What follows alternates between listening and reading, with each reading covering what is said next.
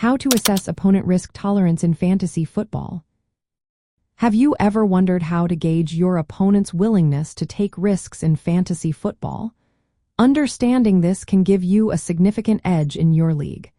Let's break down how to assess their risk tolerance effectively. First, take a close look at their drafting patterns. Pay attention to whether they favor reliable veterans who consistently perform, or if they lean towards younger players who may have injury histories or in certain roles. If they often choose established players, they likely have a low risk tolerance.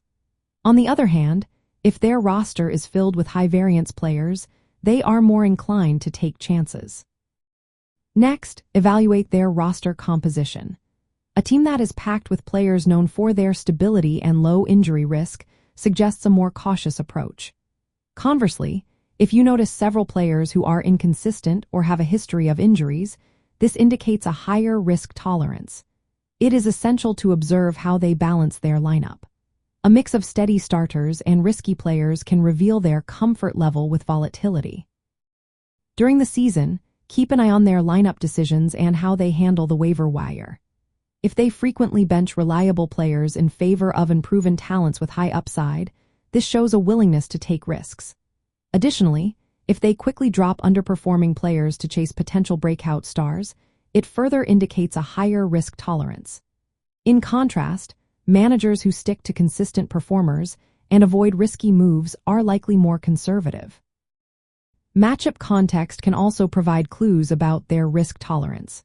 For instance, if an opponent is struggling in the standings or facing a strong team, they might take more risks by starting high-variance players in hopes of an upset.